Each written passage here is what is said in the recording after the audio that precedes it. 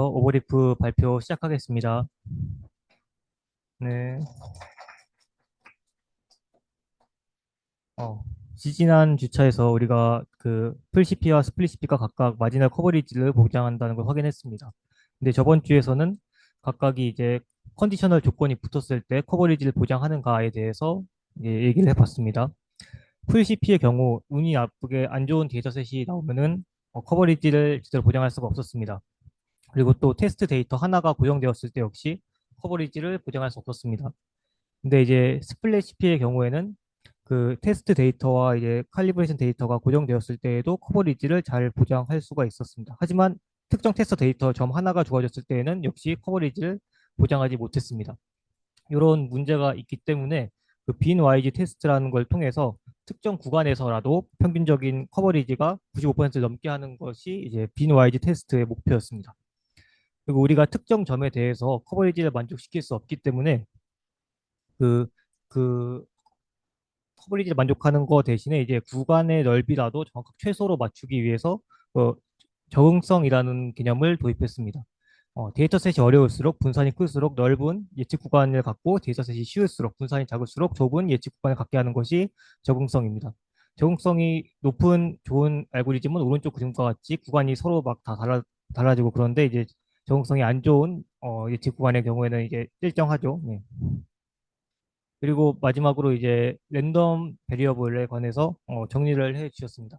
지금 보면은 다 랜덤 베리어블인데 모델이 이제 트레이닝 세트에 이제 피티드 되는 경우에는 요 3번의 경우에만 이제 고정되는 경우고 나머지 트레이닝 그리고 테스트 데이터, 스코어, 프리디션 셋 그리고 컨디셔널 커버리지 프로그램 등등은 다 확률 변수로서 어, 기능합니다. 네, 여기까지 하겠습니다.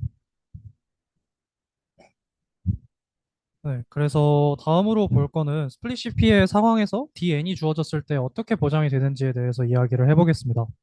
그래서 마지널 커버리지 같은 경우에는 중요한 것은 평균적으로 1-알파라는 것을 보장을 한다는 점이었고, 저희가 실제 현실 세계에서 일어나는 단 하나의 테스트 셋에 대해서는 어떻게 발생할지 모른다가 이 스플릿 CP 중에서도 트레이닝 컨디셔널 커버리지를 보는 목적이었습니다. 그래서 수업 시간에 저희는 다음과 같은 이 큰 식을 증명하고자 했고 그 식을 증명하는 과정은 다음과 같았습니다. 그래서 처음에 그 DN이 가정되어 있는 상황을 가정을 하고 CDF와 유니폼의 성질을 이용을 하여서 저희는 확률적분 변화를 통해 유니폼 분포를 따른다는 것을 보였고 그것을 미분을 함으로써 저희는 베타의 PDF를 얻어내었습니다. 그래서 저희가 가지고 있는 그 스코어와 F의 관계를 확인을 하였고 그 스코어와 F의 관계를 확인을 한 후에는 컨센트레이션 리절트를 통해서 마지막으로 베타를 따르기 때문에 확률적으로 n이 커질수록 1-알파 주변에 몰린다는 것을 그림을 통해서도 확인을 해볼 수 있었습니다. 그래서 이 부분에서 중요했던 거는 증명 전체도 중요했지만 실질적으로 어떻게 증명이 전개되었는지에 대한 흐름과 왜 CP에서는 DN을 기분을 하더라도 커버리지가 보장이 되었는가를 이야기하는 게 가장 중요했던 것 같습니다. 그래서 10번의 임플리케이션을 보시면 대부분의 학습 데이터셋에 의해서 1-알파로 수렴하고 있음 1-알파가 보장되고 있음을 확인해 볼 수 있고 오차 크기는 n이 커질수록 감소하고 있음을 확인해 볼 수 있었습니다.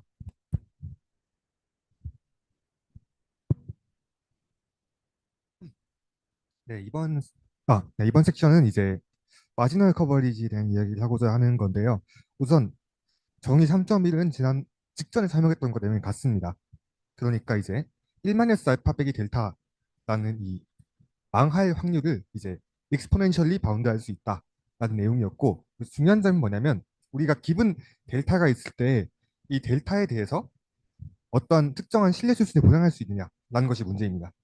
그러면 이제 이렇게 코너리가 있는데 중요한 거는 이쪽을 델타라고 잡으면 이제 새로운 알파 프라임을 도입합니다. 그래서 알파 프라임을 도입해서 이쪽이 알파가 되도록 만들면 그렇게 컨포멀 컨스트럭션을 해주면 이제 1-알파 안으로 이 신뢰 수준을 집어넣을 수 있다라는 것이 기본적인 뼈대였습니다. 이때 알파는 노미널 미스 커버리지 레벨이고 이제 이 녀석은 이 커버리지를 벗어날 확률이고 그 다음에 델타가 우리가 원하는 디사이어드 어퍼 바운드입니다. 그리고 이제 좀 복잡해 보이는 이 마지막 정리 3.2는 무엇이냐면 어떤 디스트리뷰션 P에 대해서도 그리고 이제 마지널 PX가 아토믹하지 않다. 그러니까 CDF를 관점으로 봤을 때 CDF가 이렇게 불연속하게 증가하지 않는다. 라는 가정을 둔다면 이제 어떠한 디스트리뷰션 P에 대해서도 스코어 S가 존재해서 이 녀석이 0이 돼도 그러니까 이제 아예 커버하지 못하는 사건의 확률을 양수도 만들 수가 있다라는 정리였습니다. 무슨 말이냐라고 하면 결국에 이 부분은 컨디셔널 커버리지 웨이트라는 건데 어떠한 분포 P에 대해서도 우리가 어떤 디제너레이트한 안 좋은 스코어 펑션 S를 만들면 항상 이게 0이 될 확률을 로어 바운드 할 수 있다. 그러니까 항상 좀 안 좋은 일이 벌어질 수 있다라는 것입니다. 여기까지가 이 3번 내용이었습니다.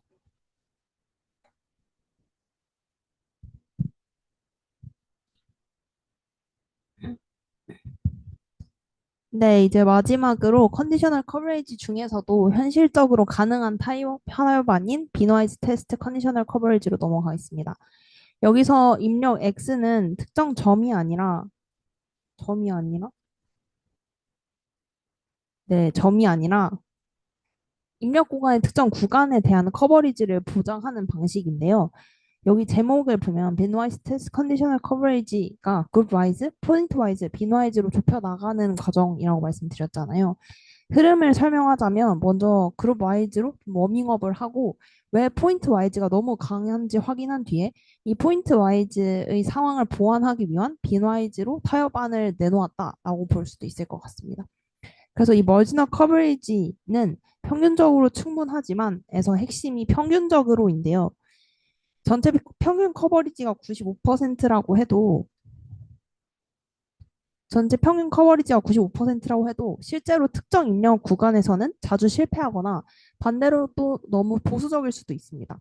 예를 들어서 어떤 구간은 데이터가 훨씬 노이지해서 예측이 어려운데 전역 기준으로만 맞추면 그 구간에서는 언더 커버리지가 될 수도 있거든요. 그래서 컨디셔널 커버리지의 여러 형태를 구분해서 보도록 하겠습니다. 트레이닝 포인트 와이즈, 빈 와이즈 이렇게 나눠볼 수 있는데요. 세 개의 차이는 조건을 어디에 거느냐예요. 그래서 트레이닝 컨디셔널은 내가 뽑힌 학습 데이터셋이 고정됐을 때도 커버리지가 유지되느냐고, 포인트 와이즈는 입력이 정확히 X일 때도 95%이냐, 그리고 빈 와이즈는 입력이 어떤 구간 안에 있을 때 평균적으로 95%이냐입니다. 그래서 오늘 주인공은 여기 세 번째 빈 와이즈인데요. 여기까지 가기 위해서 좀 보도록 하겠습니다. 그래서 키 메시지를 좀 읽어보자면 연속형에서는 확률이 0인 사건이라 데이터가 쌓이지를 않잖아요. 우리가 확률 분포를 보면 알겠지만. 그래서 그 상태에서 모든 X에 대해서 95%를 디스트리뷰션 프리로 맞추려고 하면 안전하게 하려는 압력 때문에 예측 집합이 너무 커져서 사실상 다 포함하는 퇴화라는 상태가 일어나게 됩니다. 그래서 이론적으로 불가능한 현상이 생길 수도 있고요. 이 두 가지 현상을 막기 위해서 점 대신에 구간을 선택하는 것이 빈 와이즈라고 보시면 됩니다. 그럼 이제 그룹 와이즈를 좀 간단하게 보자면 입력을 어떤 기준으로 그룹화하는 함수 G가 주어졌을 때 그 그룹 안에서 커버리지를 맞추겠다는 거예요. 그래서 뭐 예를 들어 보자면 병원 A, B 아니면 기기의 종류, 지역, 단순한 소득 분위 같은 그룹에 대해서 이미 외생적으로 주어진 거예요. 우리가 처음 데이터를 받을 때부터 남자인지 여자인지 이런 거 주어진 채로 봤잖아요. 그 그룹 내부에서 교환 가능성, exchangeability 가정을 망가뜨리지 않을 수 있기 때문에 그룹별로 인계치를 따로 잡아도 컨포머의 보장 논리를 만족할 수 있다라는 것이 이 단원이 말하고자 하는 핵심입니다. 근데 우리가 사실 하고자 하는 거는 포인트 와이즈잖아요. 그룹 와이즈가 아니라. 그래서 이게 왜 힘든지를 보는 게 이 아래 섹션인데요. 디스크릿 과정이라면 이 디스크릿한 변수들에 대해서 이산적으로 그룹으로 잡을 수 있어요. 그래서 디스크릿이면 가능하다. 이렇게 이산형일 때는 여러 번 관측되는 것들에 대해서 하나의 그룹으로 취급할 수 있다라고 볼 수가 있는데 논 아토매틱이니까 연속형인 경우에는 그 점에서 커버리지를 맞추기가 어렵기 때문에 데이터가 원천적으로 부족해지고 디스트리뷰션 필로 전 범위를 보장하려면 퇴화하거나 불가능한 게 나오는 겁니다. 그래서 이제 점 포기하고 구간을 선택한 게 빈와이즈라고 보면 되고요. 그래서 빈와이즈는 말 그대로 입력 공간을 빈으로 잘라서 새 입력이 빈 K로 들어올 때 조건부 커버리지를 보장한다고 보면 됩니다. 그래서 중요한 포인트는 사실 이 빈 내부에 충분한 표본을 통해서 랭크나 퀀타일 계산이 가능하다는 거예요. 이 뒤에는 실제로 컨포멀 프레딕션에서 어떻게 빈와이즈를 구성하는지인데요.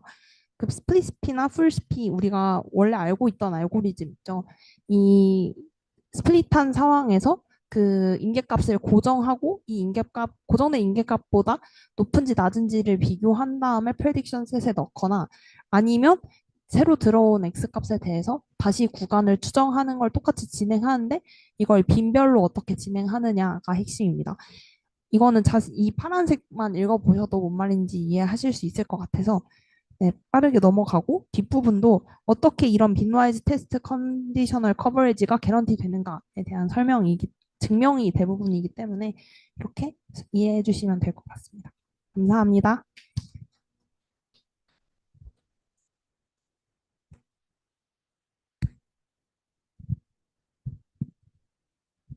네, 혹시 간사님이나 학술부장님 해주실 말씀 있으실까요?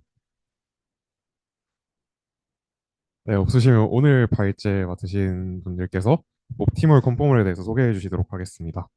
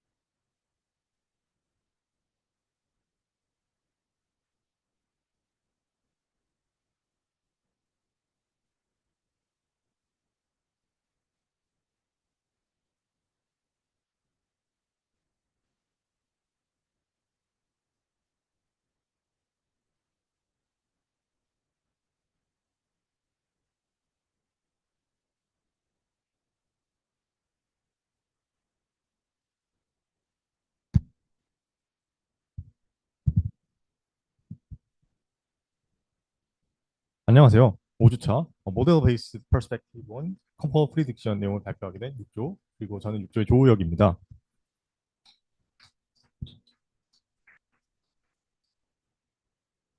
목차는 다음과 같습니다.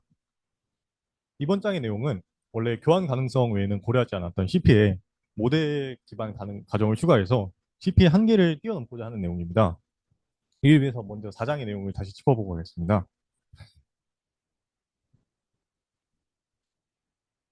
우리가 어떤 구간을 사용한다는 것은 모델을 돌려서 그 예측값을 뽑고 나서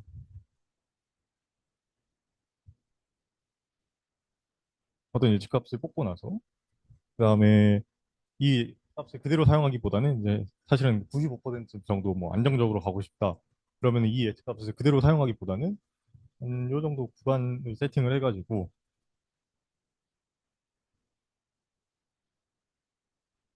그래서 이 정도 구간 정도 폭넓게 생각해야 안정적으로 갈 수 있어 하기 위해서 쓰는 것이잖아요. 그래서 이게 구간을 쓸 때 우리의 직관인데 여기서는 이제 사실 이 구간도 우리 직관상에서는 이제 이 구간도 고정이 되어 있고, 그리고 어떤 포인트 상에서의 구간이죠, 이거는. 그래서 단순 선형회귀 예측 분석 쓸 때, 예측 구간 쓸 때가 딱 이런데, 근데 이 CP의 마지널 커버리지라는 건 이런 직관이랑은 약간 살짝 다릅니다. 왜냐면은, 캘리브레이션 데이터도 랜덤이고, 그다음에 테스트 포인트 데이터도 랜덤일 때 성립하는 성질이기 때문에, 그래서 캘리브레이션 데이터가 랜덤이니까 이제 캘리브레이션 데이터가 만들어내는 구간이 랜덤하다는 거거든요. 그래서 구간도 랜덤이고, 동시에 근데 테스트 포인트에도 조금만 안 걸려 있으니까 테스트 포인트도 랜덤이고, 그러니까 되게 뭐가 없게 되는 거죠. 되게 비직관적으로 생각을 할 수밖에 없게 되는 거예요. 딱 우리가 이제 조건부 걸릴 수 있는 거 하나, 이제 스플릿 CP에서 이제 프리트레이닝 데이터에 대해서는 이제 조건부가 걸려 있다고 볼 수 있습니다. 왜냐면은 마지널 커버리지는 어떤 스코어 함수를 고르는지에 상관없이 캘리브레이션 데이터랑 이제 테스트 데이터의 교환 가능성만 이제 담보가 된다면 성립하는 성질인데요. 그렇기 때문에 스플릿 CP에서 어떤 프리트레이닝 데이터가 골라졌는지, 즉 어떤 스코어 함수를 고르든지 상관없습니다.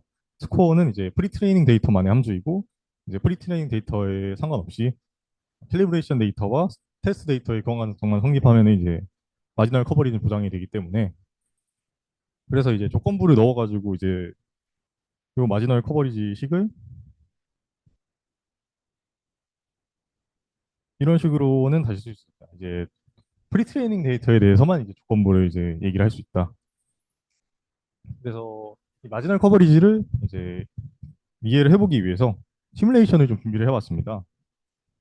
프리트레이닝 데이터는 고정해서 이제 모델 학습시켰고, 그 다음에 캘리브레이션 데이터는 이제 서로 다른 캘리브레이션 셋 100개를 추출을 해가지고 각각의 캘리브레이션 셋으로 CP를 구성한 다음에 그 구성한 CP 내에서 테스트 데이터 또 다시 이제 100개씩 뽑아가지고 이제 CP 안에 들어가는 비율을 이제 확인을 해보았습니다. 보시면 이제 그 중에서 한 25개 정도를 이제 플로팅 해본 건데요. 이제 파란색 범위가 이제 CP고요. 이제 검은색 점들은 CP 안에 들어오는 점들, 그다음에 빨간색 점들은 이제 CP 밖으로 벗어난 점들 이렇게 보시면 되겠습니다. 지금 보시면은 개별적으로는 이제 95개, 그러니까 100개를 뽑았으니까 이제 95 커버리지, 1마이너스 알파 커버리지가 만족이 되려면은 95를 넘어야 되는데, 95가 넘지 못하는 것들이 상당히 많다는 것을 알 수 있습니다. 그러면 이제 뭐가 보장되는 거냐? 전체 포인트, 그러니까 100개 캘리브레이션 셋에 100개 캘리브레이션을 뽑고, 그 다음에 거기 안에서 각각 100개씩 뽑았으니까 총 10,000개 포인트 뽑은 거잖아요. 그 10,000개 포인트 중에서 이제 아까 이 검은 점들이 있었죠? 구간에 들어오는 점들. 그거에 대한 그 비율이 이제 그걸 이제 나눠서 구했더니 이제 0.95가 나왔어요. 그래서 이게 이 마지널 커버리지고요. 근데 이제 각각의 캘리브레이션 셋으로 만든 커버리지가 이제 커버리지에 포함되는 테스트 포인트가 0.95를 넘는 케이스들은 이렇게 되게 적어가지고 55개밖에 안 됐거든요. 총 100개 중에. 그래서 또 지금 캘리브레이션 셋에 대한 컨디션의 커버리지는 지금 보장이 되지 않고 있다. 이렇게 확인을 할 수 있었습니다.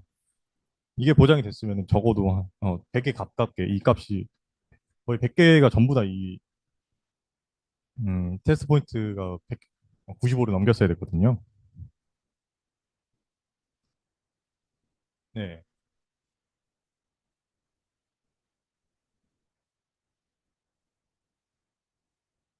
이게 요게 이제 확률이잖아요. 그렇기 때문에 우리는 이제 그 확률의 비율을 구한 거기 때문에 진짜 많은 수를 뽑았으면 쿤세 법칙으로 이제 확률대로 이제 95 넘게 나왔겠지만 비율이기 때문에 약간 확률을 못 미치게 나왔습니다. 시뮬레이션 돌린 거기 때문에.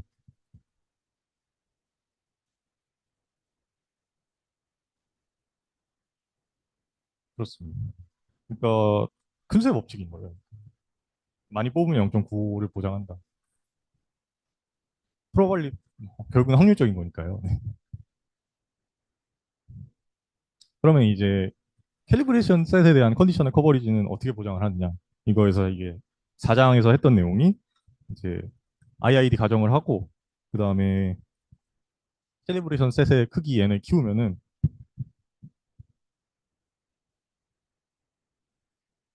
얘가 이 확률이 이제 이런 분포를 따르는데 이게 n이 커지면 이렇게 점점 일반에서 알파 쪽으로 뾰족해지기 때문에 점근적으로 n이 커지면 점근적으로 보장할 수 있다는 게 이제 4장의 내용이었습니다. 그 다음에 포인트 와이즈 커버리지 이거는 어떻게 보장하냐? 내용은 x가 연속형인 경우에는 불가능하다가 내용이었습니다. 왜냐면 지금 저희가 모델 가정을 하나도 하고 있지 않기 때문에 x 어떤 커버리지에서 보장을 하려면은 결국에는 그 x에 대한 데이터가 있어야지만 뭔가 우리가 보장을 할 수 있잖아요. 근데 이게 연속형이기 때문에 우리가 정확한 x의 데이터를 갖고 있을 수가 없습니다. 뭐 데이터를 많이 갖고 있다고 해도 정확하게 그 x에 대해서만 데이터를 갖고 있지는 않고요. 연속형이기 때문에 어, 연속형일 때 정확히 x를 뽑을 확률은 0이다랑 이제 비슷한 맥락입니다. 그래서 어, 우리가 지금 분포를 하나도 모르기 때문에 나머지 부분에서는 데이터가 있어도 x에서는 데이터가 없기 때문에 분포가 가다가 이 x에서만 이렇게 튀면 어떻게 할 거냐 그런 거를 배제할 수가 없기 때문에 수학적으로 그래서 연속형의 경우에는 포인트 와이즈 커버리지는 보장을 못한다는 수학적으로 보장을 할 수가 없고요. 단 이제 그룹 와이즈랑 이산형 그다음에 빈 와이즈로는 가능하다는 게 내용이었습니다. 직관적으로만 설명을 하면은 마지널 커버리지 식을 이제 전체 집합을 명시적으로 드러내가지고 이런 식으로 쓸 수가 있잖아요. 이 전체 집합만 그냥 이제 각각의 그룹으로 바꿨다고 생각을 하면은 이런 식으로 그냥 쓸 수 있을 텐데 이게 지금 보면 이제는 이 식이 이제 그룹 x가 어떤 그룹에 속해 있다고 조건부가 걸린 식이니까 그룹 와이즈 컨디셔널 커버리지 식이 되는 거죠. 그래서 이제 이산형인 경우에도 각각의 이산형 x의 값들을 전부 다 그냥 개별 그룹으로 취급을 하면은 이산형도 보장을 할 수 있을 거고 아니면 연속형이라도 이제 빈으로 쪼개가지고 그룹으로 만들면은 그룹 와이즈 컨디셔널, 빈 와이즈 컨디셔널 커버리지는 보장을 할 수 있을 겁니다.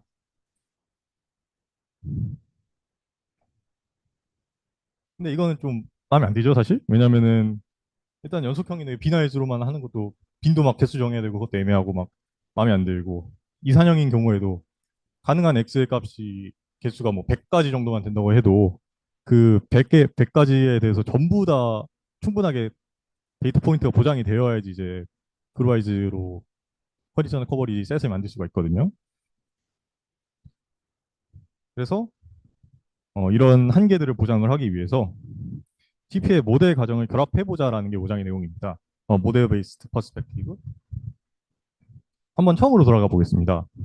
TP의 특징이 수커 함수 S에 상관없이 데이터의 교환 가능성만 보장이 된다면 이제 마지널 커버리지가 보장이 된다는 거였잖아요. 모델이나 스코어 함수의 선택에 상관없이 수학적으로 보장되는 건 같습니다. 그렇다면 우리는 왜 좋은 스코어 함수를 찾고 이제 좋은 모델을 찾으려고 노력을 했을까요?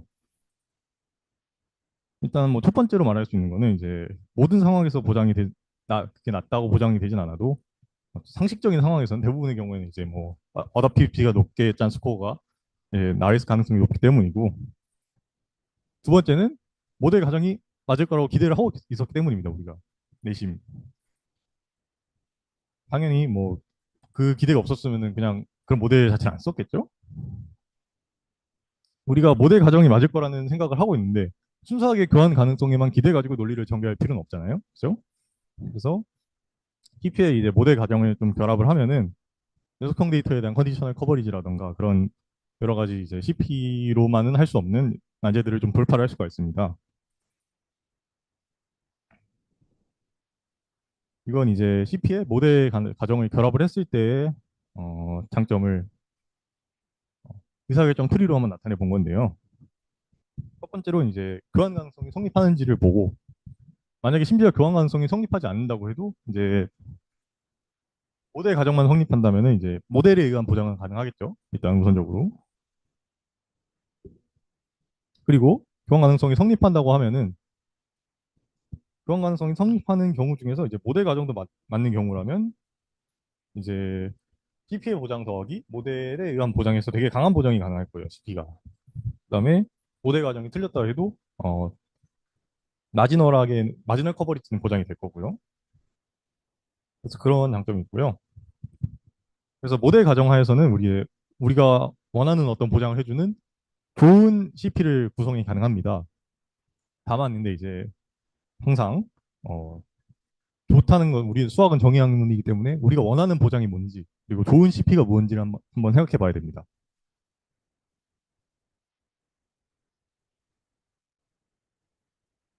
예를 들어서 우리가 좋은 피자를 먹고 싶다고 하면은 그냥 어느 정도 별점이 높은 선상에서는 이제 그냥 무조건 싼 피자를 찾는 거일 수도 있고 뭐 코mbination 피자 중에서 제일 싼 피자를 찾는 거일 수도 있고 그다음에 화덕 피자 중에서 제일 싼 피자를 찾는 거일 수도 있고 그렇잖아요.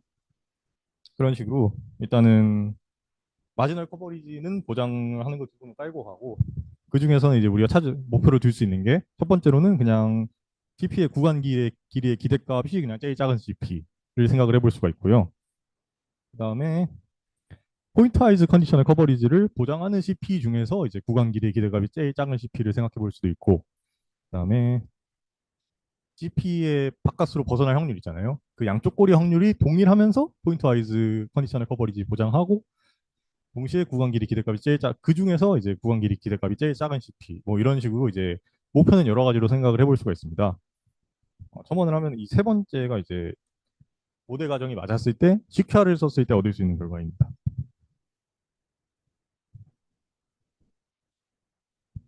그래서 이제 이런 목표를 정리하기 위해서 오라클이라는 개념을 먼저 소개를 하고 가겠습니다.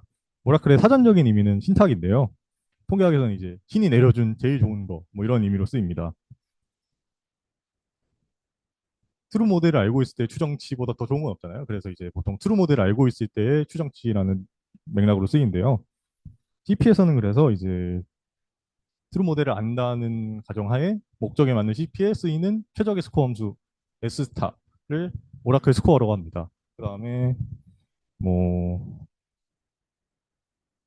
이 S 스타로부터 나온 이제 우리의 목적을 만족시키는 제일 좋은 어, 셋을 이제 C 스타로 이제 오라클 셋이라고 표현을 하고요. 예를 들어서 우리가 이제 트루 모델을 안다고 했을 때 분류 문제에서 구간 길이, 그러니까 미니멀 셋 사이즈를 만족시키는 오라클을 한번 찾아보도록 하겠습니다. 그러면 이제 최적화 문제는 이런 식으로 쓸 수가 있고요. 예, 구간 길이의 기대값을 최소로 하는데 단 마지널 커버리지는 지켜라. 이런 뜻이죠. 이거 이제 푸는 걸 자세하게 말하진 않을 건데 라그랑주 승수법을 써가지고 어떻게 하면은 이런 식으로 최종 오라클을 얻을 수 있습니다. 그래서 여기서 중요한 거는 이제 최적화 문제가 뭐냐에 따라서 오라클이 달라진다는 겁니다. 여기서 이제 중요한 정리가 등장하는데요. 우리가 이제 오라클이 뭐다를 알고 있다고 해도 우리는 오라클을 모르잖아요. 우리는 오라클로 다가갈 수 없잖아요. 우리는 오라클을 모르잖아요. 근데 만약에 우리의 스코어 함수 S 햇이 적당한 조건을 만족하면서 동시에 S 스타로 확률 수렴한다면 그에 따른 분위수와 CP 구간 집합 모두 오라클 퀀타일, 오라클 셋으로 수렴한다는 정리가 있습니다. 그래서 우리가 이제 뒷장에서 하게 될 거의 프레임워크를 좀 정리를 해보자면 일단은 Q에는 이런 스코어 함수들의 퀀타일 1마이너스 알파 n 분이 퀀타일이고요. 여기서 알파 n은 이 식을 만족시키는 어떤 수이고요. 그 다음에 C에는 저렇게 스코어 함수가 이제 QN보다 작은 것들로 이제 집합이라고 정의를 하겠습니다. 그 다음에 프리트레이션 데이터 D프리와 이제 캘리브레이션 데이터 D캐를 세팅할 건데 이제 여기까지가 캘리브레이션 데이터고 여기는 이제 캘리브레이션 데이터 DN입니다. 얘는 이제 1부터 해가지고 M의 N까지 가고요. 예, 캘리브레이션 셋은 1부터 해가지고 N까지 가는데 둘의 크기는 각각 이제 MN 그리고 N으로 약간 다를 수 있어도 이제 공통되는 거는 N이 무한대로 가면 이제 두 집합의 크기가 모두 무한대로 가게끔 세팅을 한다는 겁니다.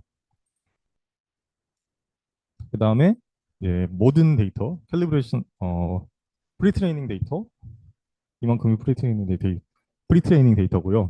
그 다음에 캘리, 캘리브레이션 데이터. 둘 다, 그리고 여기에 더해서 테스트 데이터까지 전부 다 IID로 가정을 하고요. 마지막으로 스코어 함수는 오직 프리트레이닝 데이터 디프리의 함수라고 설정을 하겠습니다. 이 말은 이제 다른 뜻이 아니고 그냥 이제 앞으로는 스플릿 CP를 하겠다는 거예요.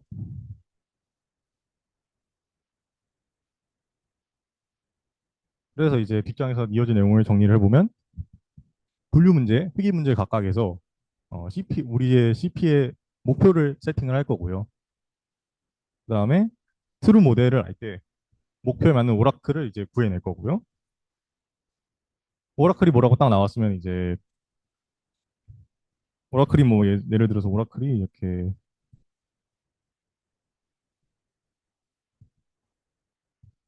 이런 식으로 이제 확률 함수, 확률 질량 함수, 마이너스 확률 질량 함수가 나왔으면은 SN은 이런 식으로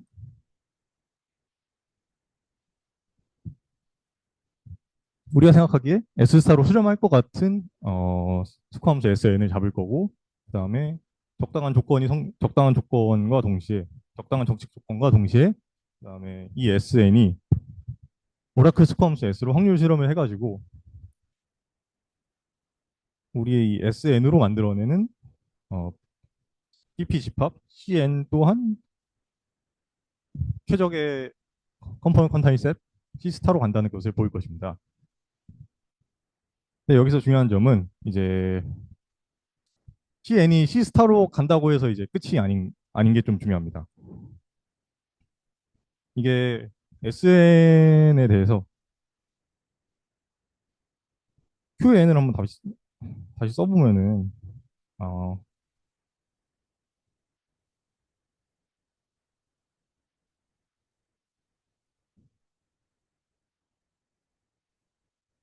QN이 이렇게 지금 스코어 함수들에 대해서 이제 순위로서 정의가 되잖아요. 그러니까 되게 불연속적인 거거든요. 이해가 되시나요? 되게 불연속적이에요. 지금 쿼타일로 정의를 해놨기 때문에.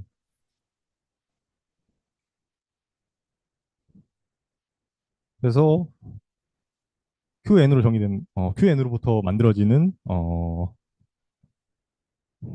우리의 셋 CN도 이제 SN에 대해서 연속이 아니고요. 해석학을 배우신 분들은 이게 무슨 말인지 아실 텐데, 그래서 CN이 C스타의 좋은 성질을 상속받는다는 게 보장이 되지가 않아요. 예를 들어서 해석학에서 자주 쓰는 예시가 영일 구간에서 XN 이런 거 생각해 볼 수 있잖아요. 얘는 이제 n이 점점 커지면 커질수록 이렇게 될 거잖아요. 그래서 이제 결국은 나중 가면은 이렇게 기억자로 생긴 함수로 수렴을 하거든요.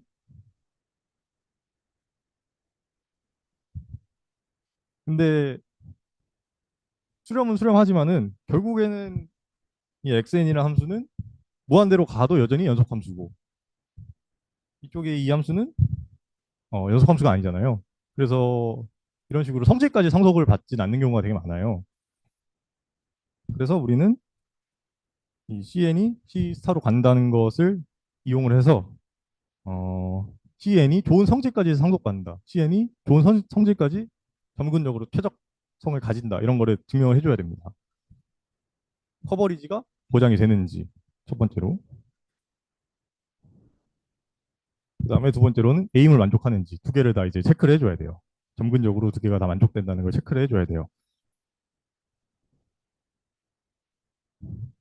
이거를 수식으로 표현을 하면은 이게 인피멈인데 하한이라는 뜻인데 뒷장에서 좀 더 자세하게 설명을 해줄 겁니다. 아무튼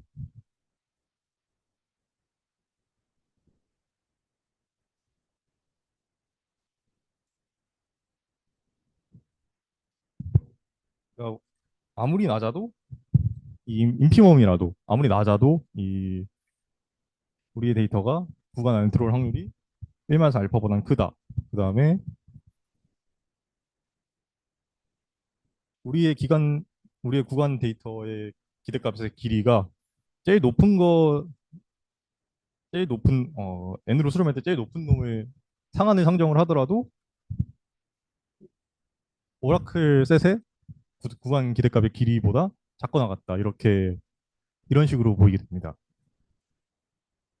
어, 뒤에 이제 증명을 이거를 전부 하지는 않을 텐데 그래도 5장의 전체적인 흐름을 아셨으면 해서 이제 개요에는 이렇게 다 어떤 흐름인지를 다 이제 상세하게 좀 넣어봤고요. 이제 2절로 넘어가면서 이제 저는 이렇게 마무리하도록 하겠습니다. 네네.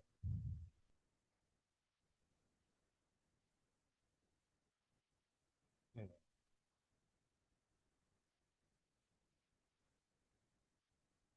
세팅 자체가 이제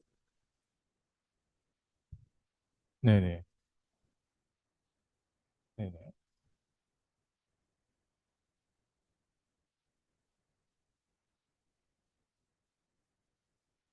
그러니까 이게 점근적인 최적성이잖아요. 우리가 저희가 논하고 있는 게. 근데 점근적인 최적성을 논하려면 결국에는 이제 새로운 정보들이 좀 추가가 돼야 되거든요. 데이터를 새로 뽑을 때. 그래서 IID 과정이 필요해요. 지금 보시면 여기 보시면. 근데 풀CP는 이게 다 섞이잖아요. 데이터 계속 하면서. 그래서 IID 과정이 만족이 안 되거든요. 그래서 스플릿으로 진행한 걸로 알고 있습니다. 네.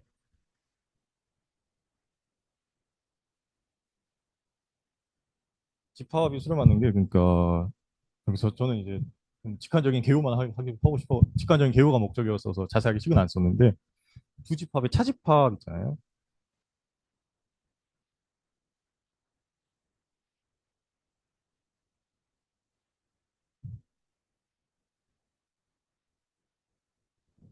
어,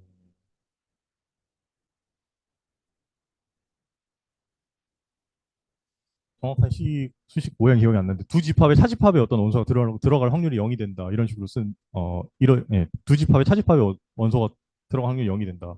두 집합의 차집합이 없다는 거는 그러니까 이제 거의 둘이 같다는 거잖아요. 네, 그런 식으로 그걸 증명하는 걸로 알고 있습니다.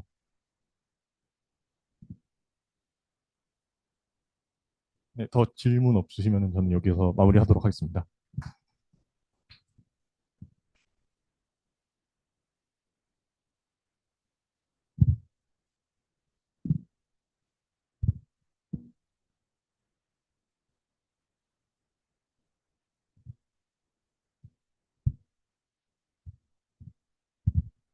아, 아, 아, 네, 저는 클래시피케이션에서 어떻게 최적화를 달성할 수 있을지에 대해서 얘기를 한번 해보도록 하겠습니다. 음,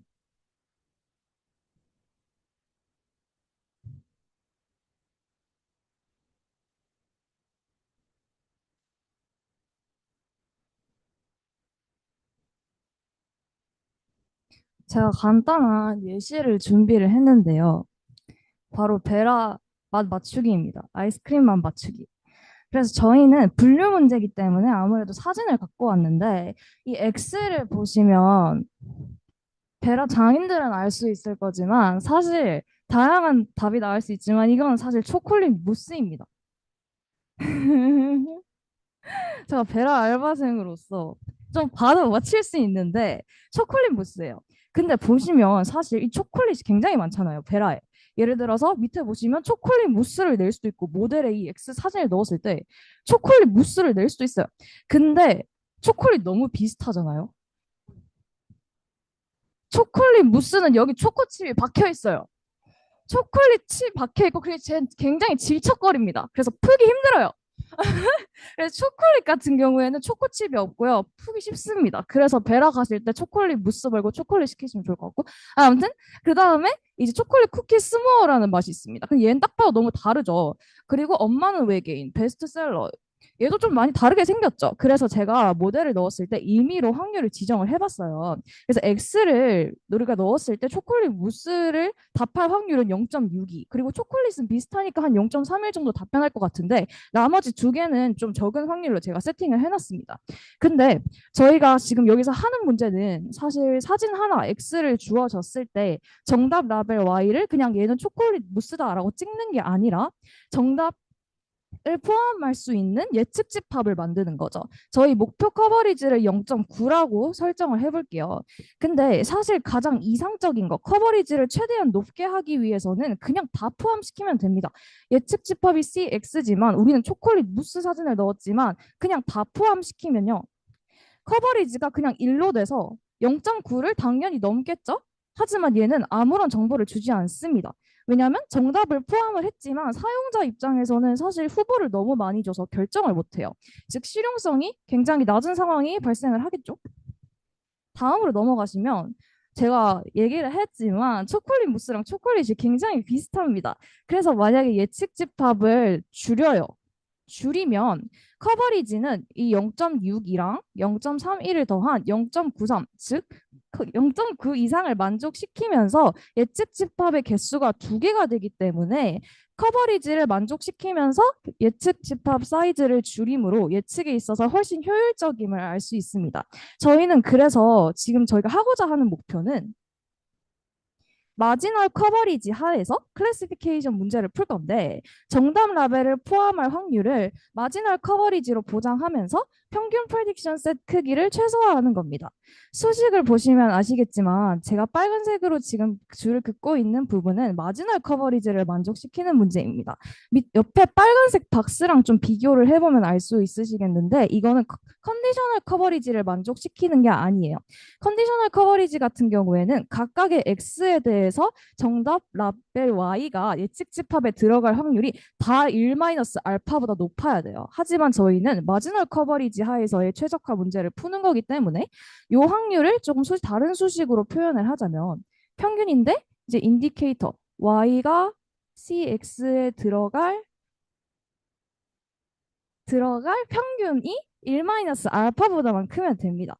여기서 저희는 예측 집합의 사이즈를 평균적으로 최소화하는 게 목표예요. 그래서 다시 한번 말씀드리지만 저희는 마지널 커버리지 하에서 평균 예측 집합의 사이즈를 최소화하는 문제를 풀 겁니다.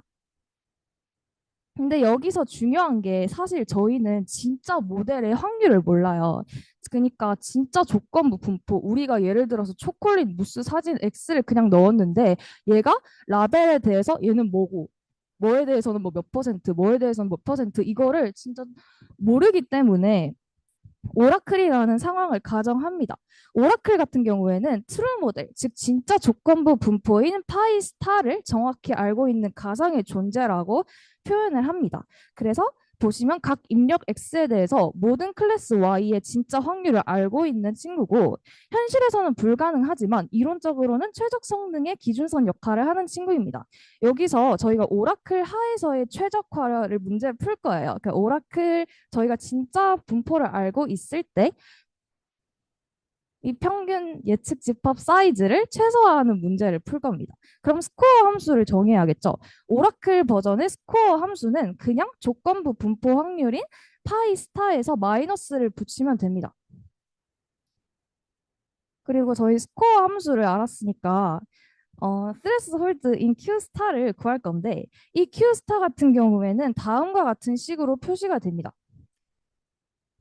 즉 전체 데이터 분포에서 정답 라벨의 스코어가 Q 이하일 확률이 최소 1-알파보다 크게 되는 그 중에서 가장 작은 스레스홀드를 구할 거예요. 이 인피멈이라는 기호가요.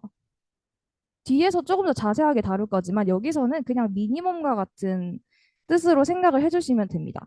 그래서 이 커버리지를 최소로 충족시킬 수 있는 진짜 최소한만 충족시키면 되는 가장 작은 Q를 구하면 그게 바로 저희가 구하는 이 예측 집합의 사이즈의 평균을 최소화하는 스레스홀드입니다. 그러면 이 스레스홀드를 구했으면 오라클 프레딕션 셋을 구할 수 있겠죠. 오라클 프레딕션 셋은 이 저희가 오라클 문제에서 설정을 했던 threshold Q 스타보다 작은 스코어 값을 가지는 라벨의 집합을 저희가 오라클 문제에서의 프레딕션 셋이라고 합니다. 근데 이렇게 보면은 좀 이해가 잘 안 될 수 있기 때문에 예시를 조금 가져와 봤습니다. 세팅은 일단 저희가 클래스는 총 1, 2, 3으로 뒀어요. 그래서 오라클 컨디셔널 디스트리뷰션 진짜 트루 모델 저희가 진짜 모델을 알고 있을 때 정답 라벨이 y는 1이라고 했을 때는 0.5의 확률을 내놓고요. 정답 라벨이 2인 경우에는 한 0.3 정도의 확률을 내놓고 정답 라벨이 3이라고 했을 때는 0.2 정도의 확률을 내놓습니다. 그래서 오라클 스코어 함수를 구해보게 된다면 그냥 단순히 쉽게 마이너스만 붙이면 되기 때문에 옆에 있는 표처럼요. 그냥 마이너스만 붙이면 돼요. 그 다음에 저희가 스레스홀드를 구하는 게 사실 제일 중요합니다. 최적화 문제에서는. 그래서 보시면 저희가 아까 전에 봤듯이 그 스레스홀드 Q 스타에 대해서 이런 식으로 정의를 했었습니다. 근데 여기서 조금 더 쉽게 보기 위해서는 이게 좀 어렵게 생겼기 때문에 쉽게 보기 위해서는 이 친구 그 스코어 함수가 Q보다 작을 확률 즉 저희는 이거를 CDF라고 하죠. 통계에서는.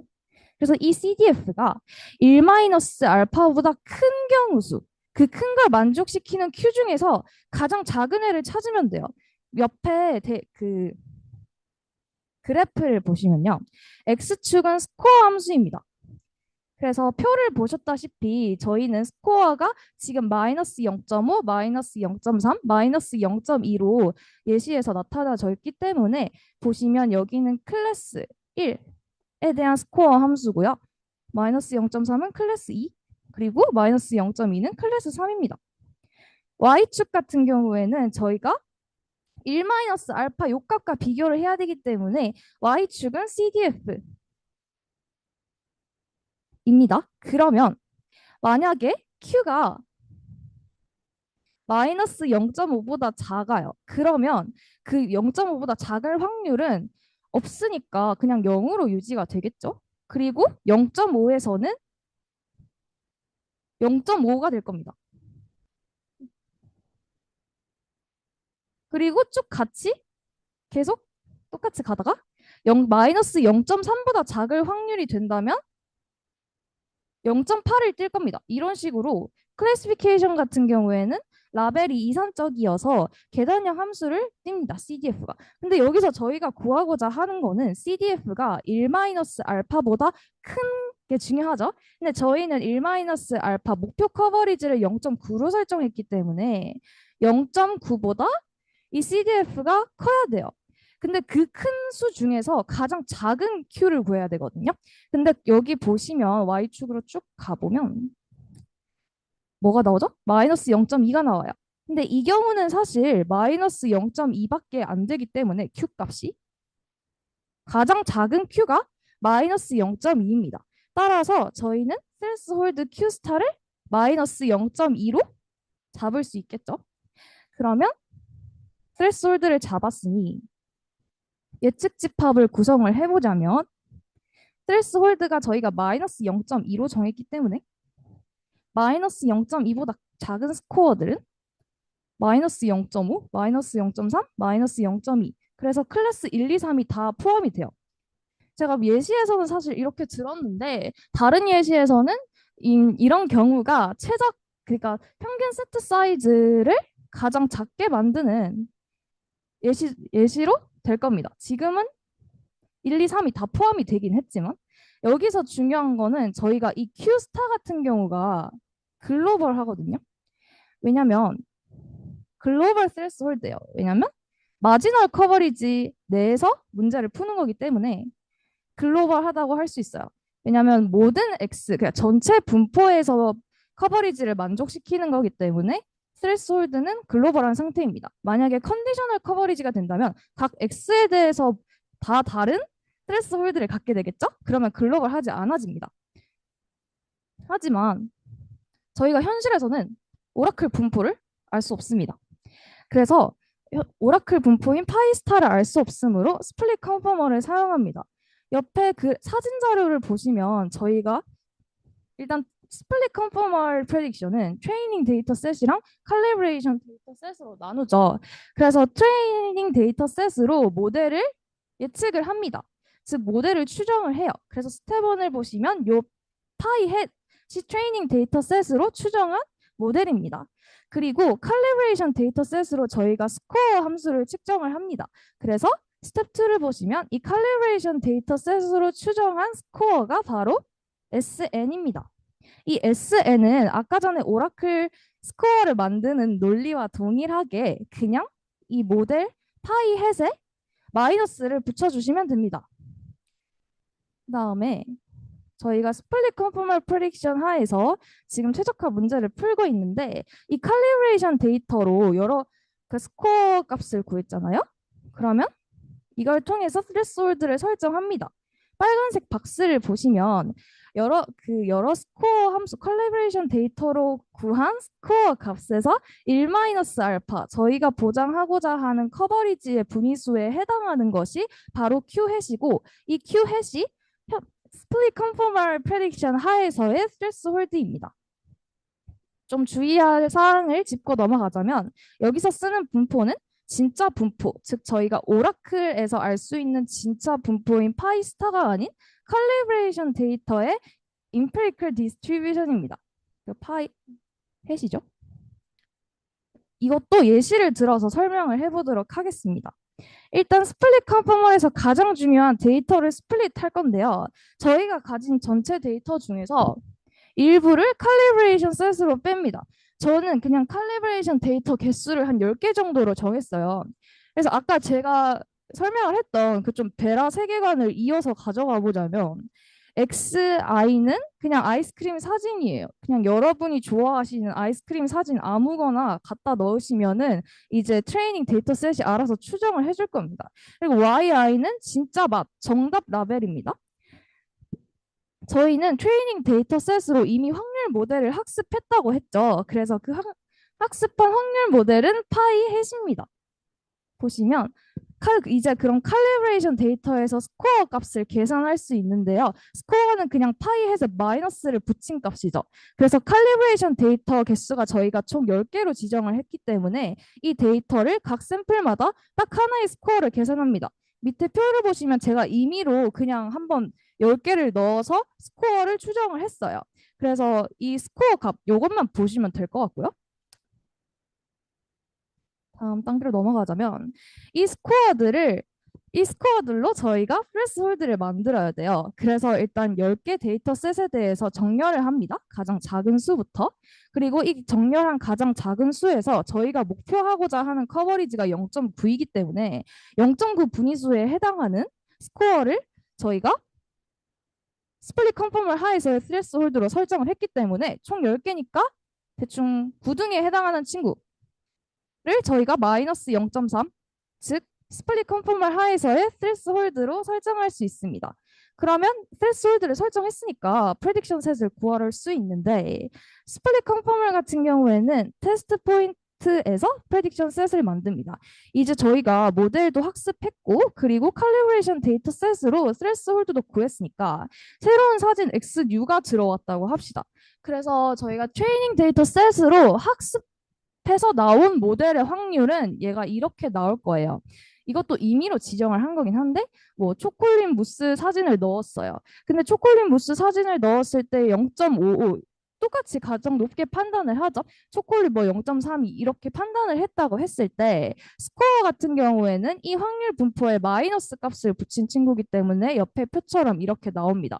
그럼 저희가 프레딕션 셋을 구할 때는 이 스코어 칼리브레이션 데이터 셋으로 추정한 스코어들이 저희가 스레스홀드로 설정한 마이너스 0.3보다 작은 라벨들을 예측 집합으로 구성하면 되겠죠. 그럼 이 표를 보시면 지금 마이너스 0.3보다 작은 친구들은 마이너스 0.55와 마이너스 0.32인 초콜릿 무스 그리고 초콜릿 요 두 친구로 해당이 됩니다. 그래서 초코 쿠키 스모어랑 엄마는 외계인처럼 진짜 완전 다른 친구들은 포함이 안 돼요. 그래서 스플릿 컨포멀 프레딕션 같은 경우에는 이런 식으로 예측 집합을 추정을 합니다.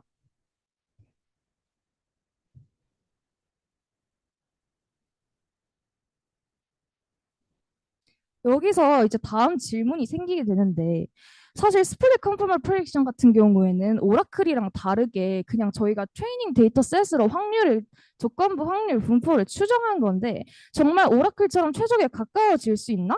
그걸 설명하는 게 TV 디스턴스입니다.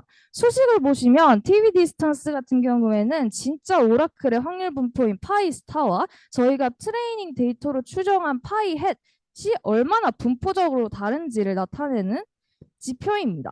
즉 값이 0이면 두 분포가 완전히 동일하고 값이 작을수록 각 라벨에 할당되는 확률 값들이 전반적으로 비슷하며 확률이 집중되는 영역의 구조가 크게 달라지지 않는다라는 겁니다. 그러니까 이 말은 무엇이냐면 확률이 크게 나오는 구조와 확률이 작게 나오는 구조가 두 분포 사이에서 크게 다르지 않는다라는 뜻이에요. 그래서 저희가 가정을 하게 될 건데 이 TV 디스턴스가 평균적으로 0으로 수렴하게 된다면 확률 분포의 확률 매스 구조가 서로 비슷해집니다. 그러니까 이 오라클 확률 분포와 저희가 트레이닝 데이터 셋으로 구한 파이 햇이 확률 분포가 이런 식으로 비슷해진다면 스코어 같은 경우에는 저희가 이 확률 분포에 마이너스를 붙인 값으로 정의를 했었죠. 그래서 SN, 트레이닝 데이터 셋으로 추정한 SN이 S스타와 비슷해집니다. S스타로 수렴합니다. 그래서 스코어 분포가 결국에는 비슷해지므로 퀀타일도 오라클 퀀타일에 수렴하게 됩니다. 즉, 스레스홀드가 오라클 스레스홀드와 가까워짐을 알 수 있습니다.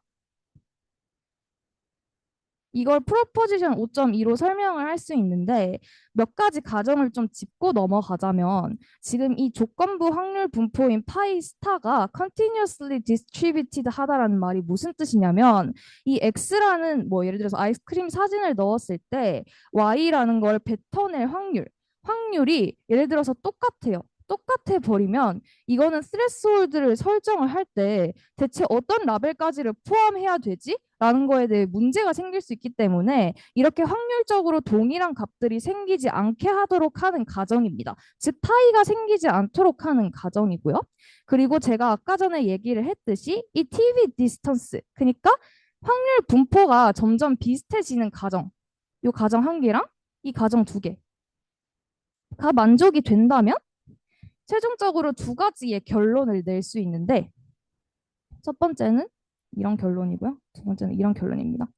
1번 결론부터 말씀을 드리자면 그러니까 n이 커졌을 때 저희가 스플릿 컨포멀의 평균 세트 사이즈를 추정을 했잖아요. 이 평균 세트 사이즈는 진짜 최대로 가도 오라클의 평균 세트 사이즈보다 커지지 않는다는 뜻입니다.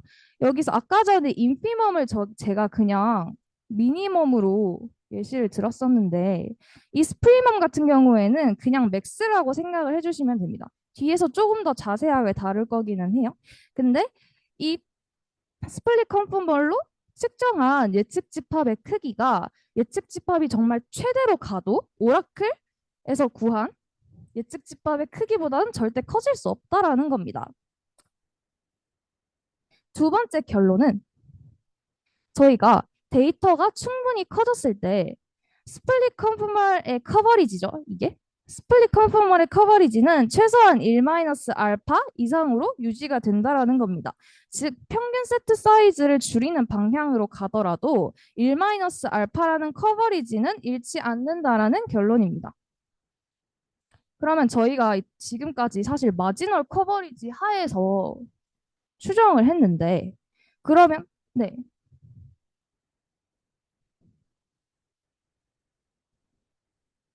왜 팀키를 하시죠? 근데 그거는 상황에 따라서 다르지 않을까요? DTV 그거는 제가 상황에 따라서 다른 것 같습니다. 답변을 제대로 못 해드리겠습니다. 그러면 저희가 컨디셔널 커버리지 그러니까 마지널 커버리지 하에서 저희가 최적화 문제를 공부를 했는데 그러면 얘는 컨디셔널 커버리지는 충족을 못 시키나 생각이 드실 수도 있을 것 같아서 마지널 커버리지의 한계에 대해서 다뤄보도록 하겠습니다. 저희가 마지널 커버리지 같은 경우에는 그냥 전체 데이터 분포에서 평균적으로 정답 라벨이 프레딕션 셋에 포함될 확률을 보장하는 겁니다. 그래서 전체적으로는 맞지만 개별 입력에 대해서는 아무런 보장이 없습니다. 예시를 들자면 저희가 정말 쉬워 보이는 사진을 한 90% 정도로 모델에 넣었다고 생각을 하고 그리고 어려운 사진을 10% 정도로 모델에 넣었다고 했을 때 이 쉬운 사진을 넣게 된다면 정답 라벨이 예측 집합 안에 들어갈 확률이 1.0 엄청 쉽게 그냥 무조건 너무 쉬우니까 1.0이라고 하고 그리고 어려운 입력 같은 경우에는 정답 라벨이 예측 집합 안에 들어갈 확률이 0.0이라고 합시다. 이런 경우에는 사실 마지널 커버리지는 만족합니다. 왜냐하면 평균 마지널 커버리지는 평균적으로만 만족하면 되기 때문에 쉬운 입력 이 0.99 그리고 이 쉬운 입력의 확률값이 1.0 그리고 어려운 입력은 0.1만큼 들어갔고 이 어려운 입력을 넣었을 때의 커버리지는 0.0입니다. 그래서 평균적으로는 사실 0.9를 만족시키지만 개별 입력 각각에 대해서는 완전히 깨지게 되죠. 예를 들어서 쉬운 입력을 넣었을 때는 1.0이 나오지만 어려운 입력을 넣었을 때는 0.0으로 얘는 0.9를 만족을 전혀 못 시키기 때문에 마지널 커버리지는 이런 한계가 있습니다. 그래서 등장하는 개념이 컨디셔널 커버리지인데요.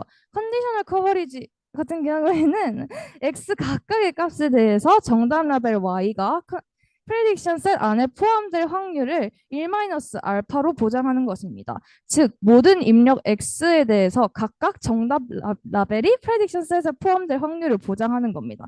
즉 마지널 커버리지보다 훨씬 강한 조건이에요.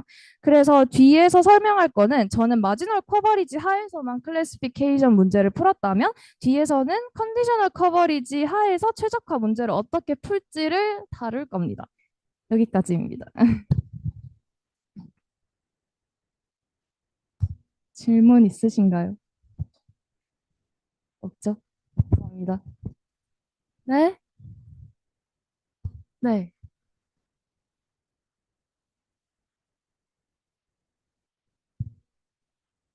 네? 네. 네네네.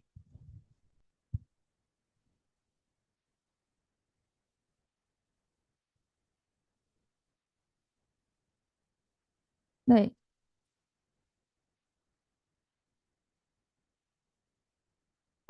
혹시 그, 무슨 말인지 혹시 다시 설명해 주실 수 있나요? 네.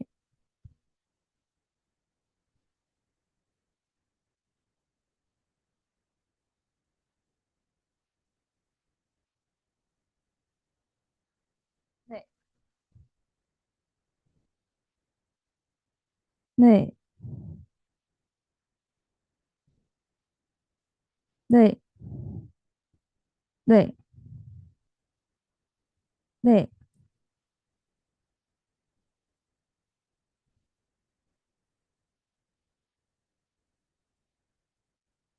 네.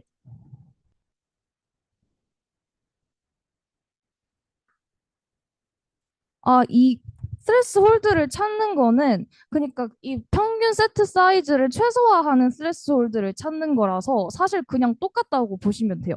그러니까 1-알파 저희가 커버리지를 0.9로 뒀을 때 이 0.9를 예를 들어서 1.0으로 그냥 만족시킬 수도 있고 뭐 0.98로 만족시킬 수도 있잖아요. 근데 이 0.9를 진짜 최소한으로 만족시키는 Q를 찾는 거예요. 그게 이거를 만족시키는 스트레스홀드 Q 스타를 찾으면 그 Q 스타로 뽑은 예측 집합이 평균 세트 사이즈를 최소화하는 게 되는 겁니다. 네, 그냥 사실 이 평균을 최소화하는 과정 자체가 스트레스홀드 Q 스타를 찾는 거랑 동일하다고 보시면 돼요. 네, 네, 감사합니다. 또 질문 있으실까요? 다들 쉬고 싶으셔서 사실 저도 쉬고 싶어요. 네, 배터리 좀. 네, 감사합니다.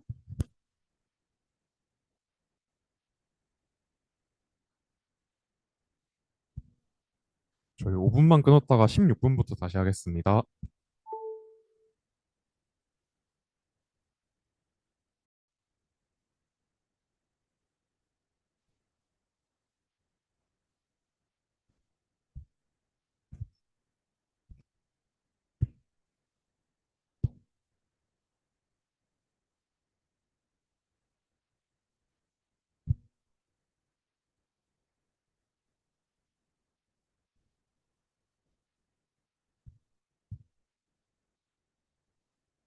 네, 이어서 해보겠습니다. 이번 절에서는 Case Studies for Regression, 그리고 그 중에서도 5.3.2의 Conformized Quantile Regression, 즉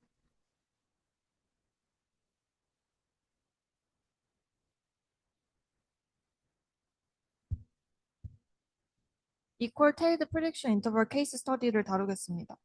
이 파트의 핵심은 회귀 문제에서 Conformal Prediction을 어떻게 적용을 하면은 커버리지를 보장하면서도 효율적인 인터벌을 만들 수 있는지입니다. 먼저 회귀 문제 설정부터 정리를 하겠습니다. 입력 변수는 x고 연속형 반응 변수 y가 있습니다. 데이터 x, y는 어떠한 미지의 공동분포 p로부터 id로 생성한다고 가정을 합니다. 또한 입력인 x는 x 이렇게 주어졌을 때 이 출력인 y의 조건부 분포는 연속적인 확률 밀도 f 스타 y 바 x에서 이런 분포를 가진다라고 가정을 합니다.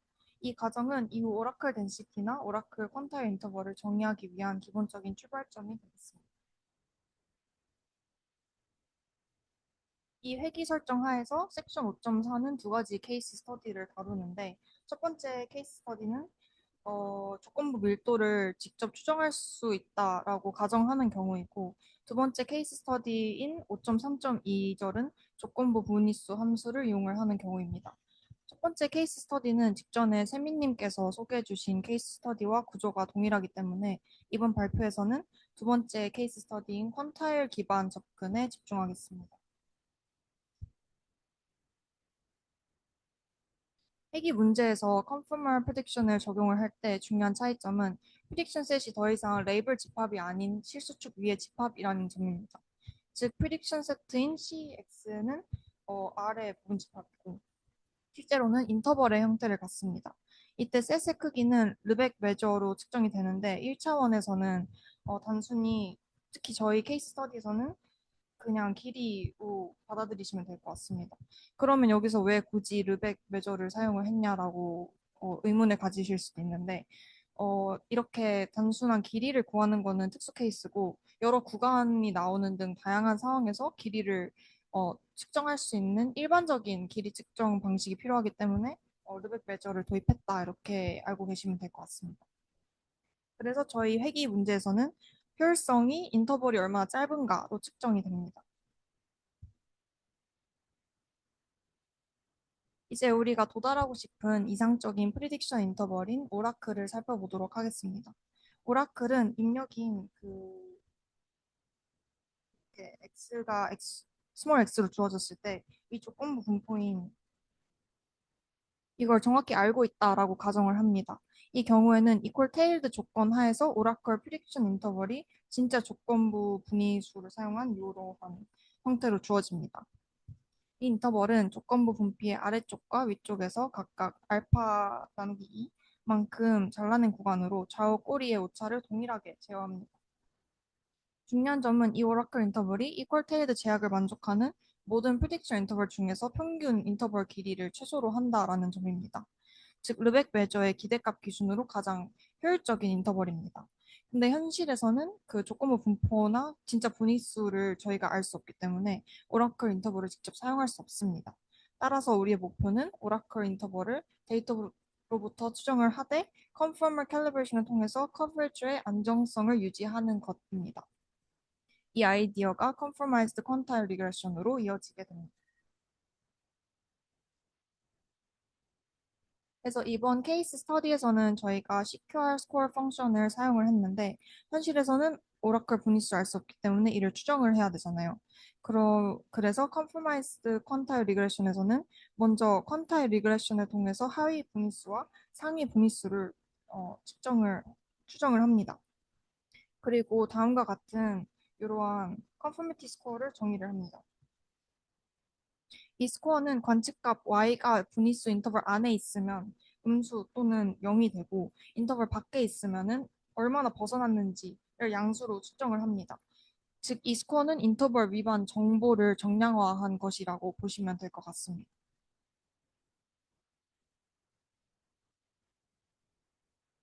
다음 단계는 스플릿 컨포멀 캘리브레이션인데 먼저 캘리브레이션 데이터에 대해서 앞에서 정의한 CQR 스코어를 계산을 합니다.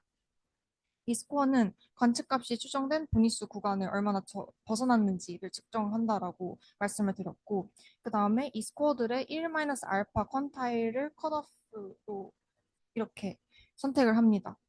이 컷오프를 기준으로 인터벌을 양쪽으로 동일하게 확장을 하게 되는데 이 과정이 바로 컨포멀 캘리브레이션입니다. 여기서 중요한 점은 이 단계에서 보장되는 커버리지가 컨디셔널 커버리지가 아니라 마지널 커버리지라는 것입니다. 그러니까 입력 X가 주어졌을 때 모든 X에 대해서 항상 맞춘다라는 의미가 아니라 전체적으로 평균적으로 1-알파의 커버리지가 보장된다라는 뜻입니다. 그리고 이 보장은 퀀타일 리그레션 모델이 얼마나 정확한지와는 무관하게 무조건 성립을 합니다. 왜냐하면 우리의 컷오프인 요 Q햇은 모델 파라미터랑은 관련이 없고 캘리브레이션 스코어들의 순서들로만 정해지기 때문에 모델이 틀리더라도 마지널 커버리지는 항상 유지된다. 이렇게 알고 계시면 될 것 같고 이 부분이 컨포멀 프레딕션이 제공하는 안정성입니다.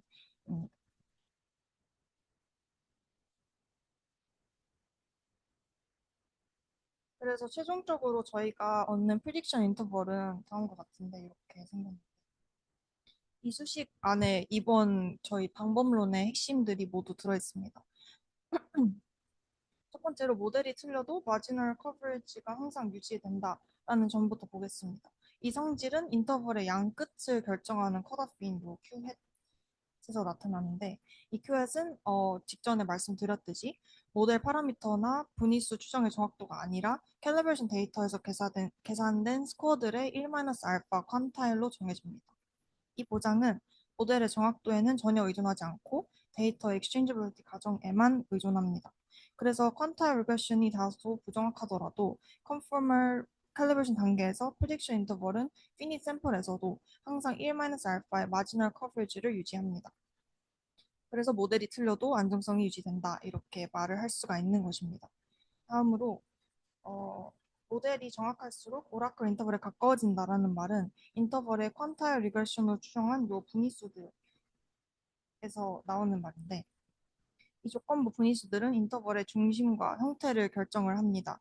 모델이 정확해질수록 추정된 분위수들은 진짜 조건부 분위수인 타우 스타에 가까워지고 이 경우 컨포멀 보정량인 Q햇은 점점 작아지고 최종 프리딕션 인터벌은 이렇게 그 오라클 인터벌에 수렴하게 됩니다. 모달의 정확도가 인터벌의 효율성. 다시 말씀드릴게요. 모델의 정확도는 커버리지를 바꾸는 것이 아니라 인터벌의 효율성, 그 길이를 결정을 한다. 이렇게 알고 계시면 될 것 같습니다. 그래서 이 두 가지를 종합하면은 이번 어프로치의 의의가 분명해지는데 인터벌의 모양은 모델이 결정을 짓고 그 입력 X의 인터벌의 형태가 어떻게 달라지는지는 퀀타일 리그레션인 모델이 담당하고 인터벌의 안정성, 즉 피닛 샘플에서 마지널 커버리지를 보장하는 역할은 컨포멀 캘리브레이션이 담당한다. 이렇게 결론 지을 수 있을 것 같습니다. 그래서 이 방법은 모델이 틀려도 안전하고 모델이 맞을수록 효율적인 구조를 가집니다. 이 점이 챕터 5의 핵심 메시지다. 이렇게 말씀드리고 싶습니다.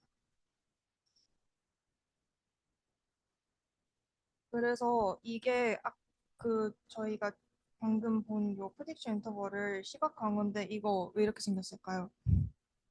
먼저 축을 보자면 가로축은 y이고 세로축은 저희 컨포미티 스코어입니다. 그래서 이 그림은 주어진 y가 프리딕션 인터벌을 얼마나 위반하는지를 스코어로 나타낸 건데 어,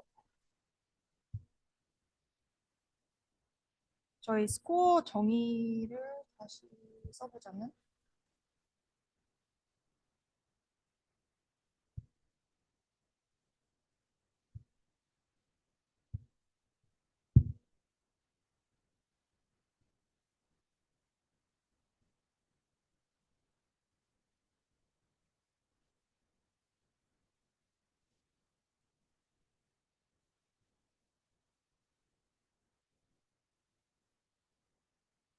이렇게 생겼는데 글씨가 좀 이상했구나.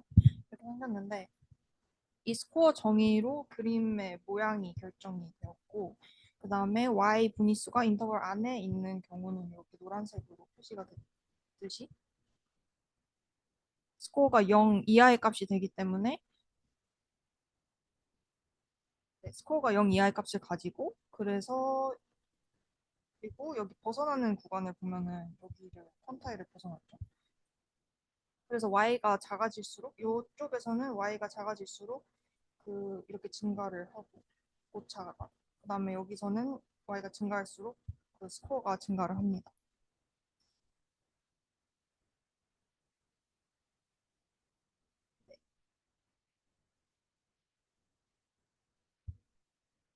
그래서 지금까지 했던 내용들을 알고리즘으로 한번 정리를 해봤는데 입력은 저희 데이터 xi, yi였고 저희가 정하는 미스 커버리지 레벨 이렇게 두 가지의 인풋이 있고 스텝 1에서는 퀀타일 리그레션을 통해서 조건부 하위 분위수와 조건부 상위 분위수를 추정을 하고 이 단계에서는 조건부 분포의 구조를 학습을 하는 역할을 합니다. 스텝 2에서는 관측값이 이 분위수 구간에서 얼마나 벗어났는지를 판단하는 컨포미티 스코어를 계산을 하는데 이 스코어는 인터벌 위반 정도를 수치화한 것이었습니다. 그리고 스텝 3에서는 1-알파 퀀타일을 컷오프로 선택을 했습니다. 이 단계가 컨포멀 캘리브레이션에 해당하고 미니 샘플 마지널 커버리지를 보장합니다. 마지막으로 스텝 4에서는 추정된 분위수 구간을 컷오프만큼 확장을 해서 최종적으로 우리의 프리딕션 인터벌을 반환을 했습니다. 이 알고리즘은 다시 한번 말씀드리자면 퀀타일 리그레션의 조건부 구조를 유지를 하면서도 컨포멀 프리딕션을 통해서 안전한 예측 구간을 제공한다라는 점이 핵심이었습니다.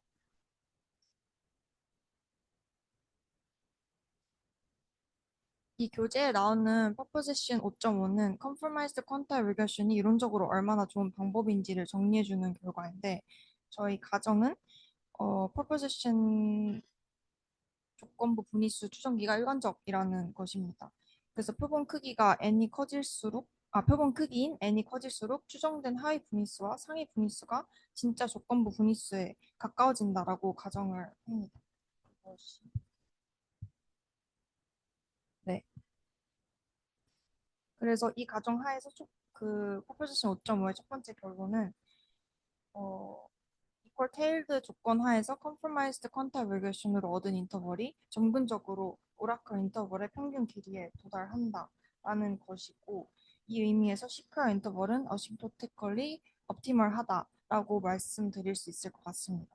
두 번째로는 proposition 5.5가 tail error control에 대한 결과도 제공을 하는데 임의의 0보다 큰 입실론에 대해서 표본 크기가 커질수록 위쪽 꼬리에서의 조건 모차 확률이 알파인 저희가 정한 기준치보다 커질 확률 0으로 수렴하고 똑같이 아래쪽 꼬리도 조건부 오차가 2분의 알파보다 의미 있게 커질 가능성이 사라지게 된다라는 이야기입니다.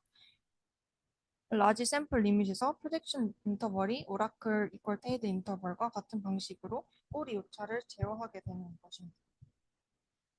그래서 정리를 하자면은 CQR은 피니 샘플에서는 컨포멀 프로젝션을 통해서 안정성을 부여를 하고 라지 샘플 리밋에서는 오라클 이퀄 테이드 인터벌만큼 효율적인 방법이다 이렇게 결론 지을 수 있을 것 같습니다.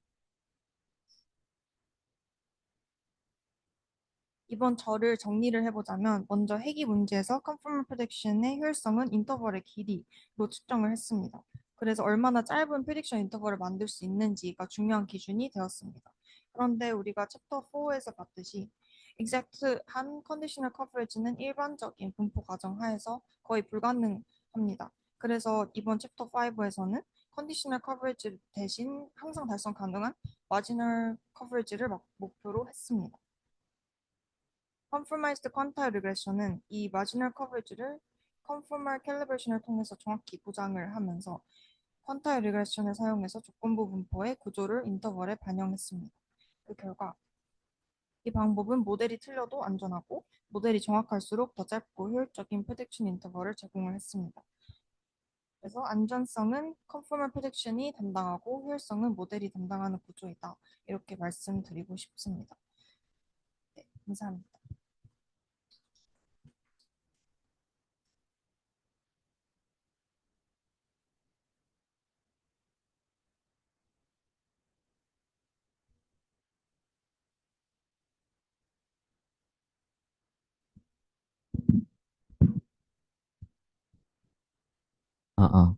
저는 이제 그 다음 네 번째 파트를 맡은 유지혁이고요.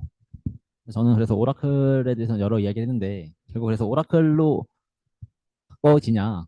예, 오라클이 바꿔지지 않으면 사실 의미가 없잖아요. 지금까지 한 이야기가. 그래서 그런 퀀타일과 예측 함수에 대해서 오라클이 가까워지는지에 대한 이야기를 할 거고, 그래서 먼저 퀀타일의 수렴에 대해서 먼저 이해를 할 거예요. 그래서 Q&A이 오라클의 퀀타일로 수렴하는가에 대한 질문이 있을 때, 대답은 스코어 함수의 CDF, 스코어의 분포가 수렴을 할 때 퀀타일의 범위는 오라클 퀀타일 범위 안에 들어간다라는 것이 여기서 하는 말입니다. 그래서 뭔가 이게 퀀타일 범위라는 말이 조금 어색할 수 있는데, 음, 퀀타일을 좀 일반화해서 생각을 해서 접근을 해보면 더 좋을 것 같아요. 그래서 일반적으로 생각을 했을 때, 이렇게 나왔네.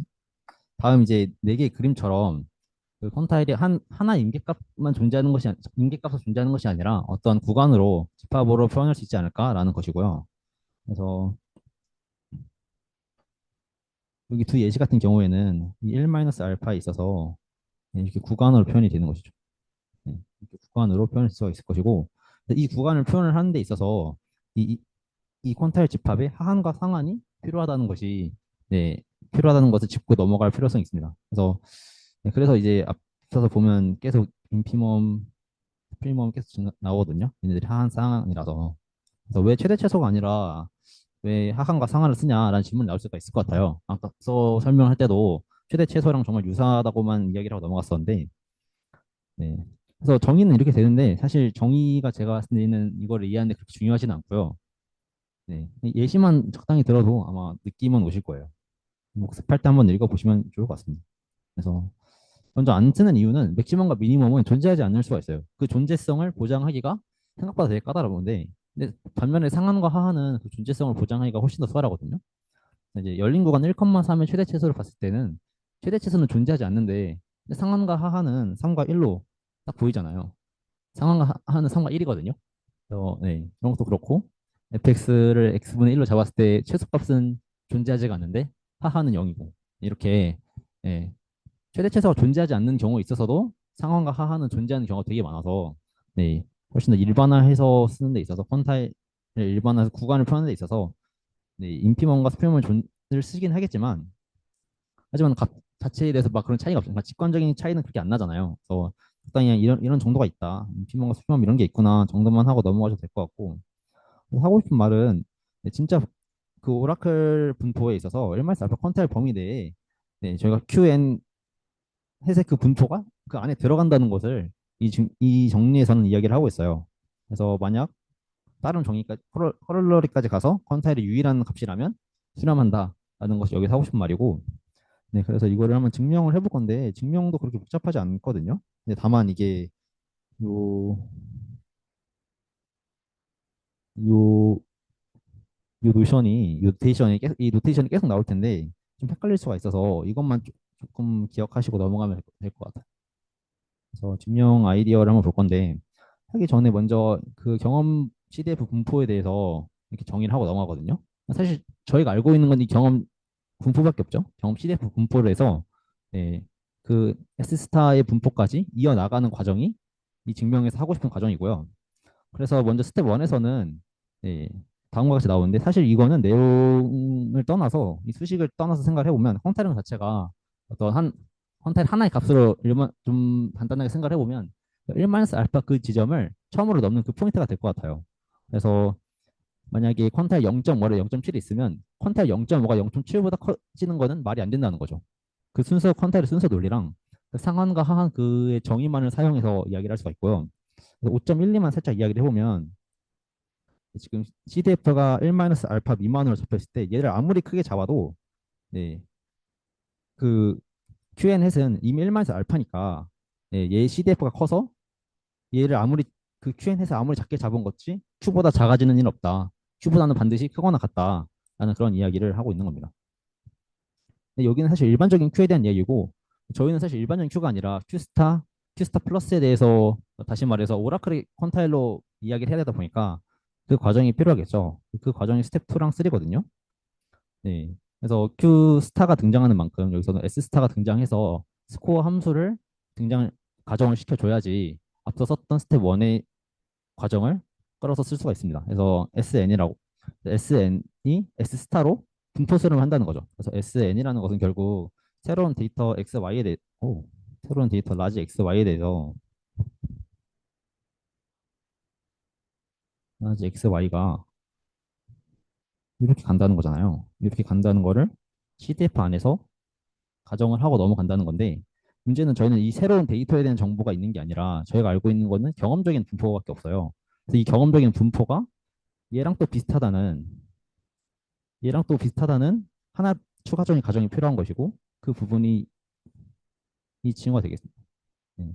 그래서 이 두 가지 가정이 있을 때 내가 QN에서 인피멈 그 하한이 Q스타로 오라클의 퀀타일의 하한이거든요. 그 하한 이상이고 네, QN햇의 상한이 Q스타 플러스 그러니까 오라클 퀀타일의 상한의 이하다. 그 범위 안에 들어온다라는 얘기를 하고 있는 것이고 그래서 앞서 말씀드린 이 노란색 이 가정을 스텝 3에서 증명을 하는 보여주는 내용입니다. 그래서 사실 증명 자체가 복잡하진 않고 DKW라는 하나의 이미 존재하는 부등식을 이용해서 보여주는데 almost surely하게 수렴한 종류거든요. 결국 수렴한다는 것을 이미 존재하는 부등식을 이용해서 그냥 간단하게 보여주는 거예요. 그래서 사실 뭐 이야기는 많이 한 것 같은데 과정 자체가 복잡하진 않고 결국 경험적인 그 CDF가 오라클 CDF에 가까워지는 그 과정을 세 단계를 통해서 보여주는 걸로 끝나는 겁니다.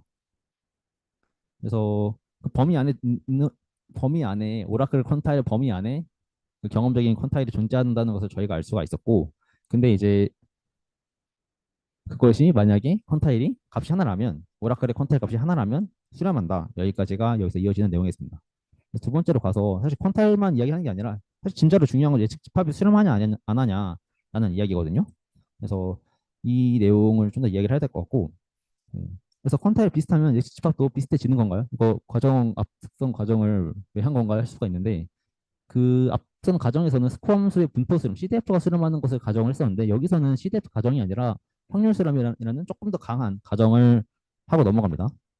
그래서 왜 스코어 함수 분포 수렴하는 것만으로는 부족한지에 대해서 예시를 하나를 가져왔는데 시험 성적이 30점, 50점, 70점 있다고 했을 때 제가 스코어 함수를 두 개라면 짜볼 거예요. 하나는 x고요. 하나는 100-x를 짰거든요.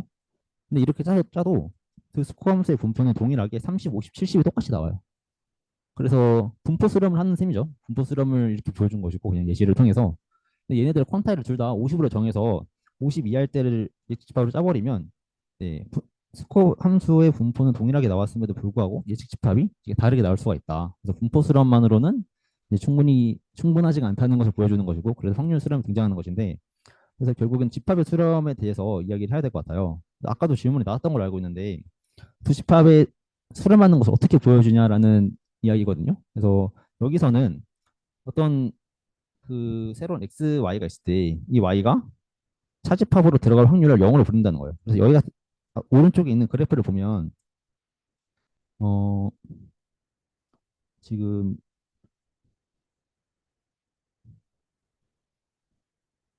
이렇게 돼서 여기가 전부 다 얘는 이렇게 돼서 각각 차집합이 된다는 거죠. 그러니까 이야기 조금 다르게 하면 아예 그 C와 C 스텝 둘 다 포함이 안 되던가 포함이 될 거면 둘 다 포함돼야지 하나만 포함되는 경우는 존재하면 안 된다. 그걸 통해서 예측집합이 수렴한다는 것을 보여주겠다라는 것이 이 증명의 아이디어가 되어 있고요. 그래서 그 두 집합이 다르다는 것을 더 구체적으로 설명을 해보면 S스타가 Q스타 근처에 가거나 SN과 S스타가 크게 다르거나 이 두 가지로 쪼개서 정리가 되거든요. 이 식을 따라갔을 때. 네. 근데 SN과 S스타 크게 다른 경우는 앞서 말씀드렸던 그 분포 수렴을 하면서 생기는 그 반례가 그 SN과 S스타 크게 달라서 생기는 그 경우라고 보면 될 것 같아요. 네. 근데 저희는 아까 그거를 확률 수렴을 통해서 해결한다고 했잖아요. 확률 수렴은 저희가 이미 가정을 깔았기 때문에 B 경우가 존재하지 않게 되고, 그러니까 B 경우가 0으로 수렴하게 되고요. 그래서 S스타가 Q스타 근처로 갔을 때 그때만 보면 될 것 같아요. 그래서 그때 사실 입실론만큼은 차이가 나다 보니까 수렴한다고 하더라도 그 조그만한 차이 때문에 그 포함이 되고 포함이 안 되고를 통해서 즉 집합의 차집합이 생길 수가 있다는 것이죠. 집합의 차집합이 그 질량이 생길 수가 그 크기가 생기게 되면 사이즈가 생기게 되면 생기는 그런 좀 문제를 해결해 주고가 싶은 건데 사실 이거도 그 얘기가 여기서 했네요. 네. 근데 그 이야기도 사실 여기서 가정을 하나 더 해요. 그 스코어 함수가 확률 수렴하는 것뿐만 아니라 저 위에를 보시면 사실 한 줄에 더 있거든요.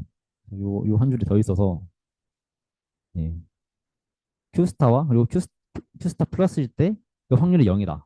확률 질량이 0이라는 소리인데 이 가정을 깔고 가기 때문에 사실 S스타가 Q스타 근처라고 하더라도 예, 생기는 문제가 없습니다.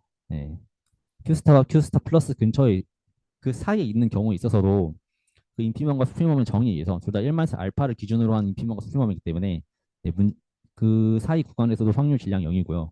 그래서 Q스타부터 Q스타 플러스까지 전부 다 확률 질량 0이 나오기 때문에 그 근처에 있다고 하더라도 문제가 안 생긴다는 것이 이 증명의 아이템. 그래서 A, B 케이스 모두 0으로 수렴한다는 것을 보일 수가 있어서 차집합으로 갈 확률도 0으로 수렴해서 예측집합이 수렴한다라는 그런 것이 사실 가정에서 결론까지의 뭐랄까 그 디스턴스가 정말 짧거든요.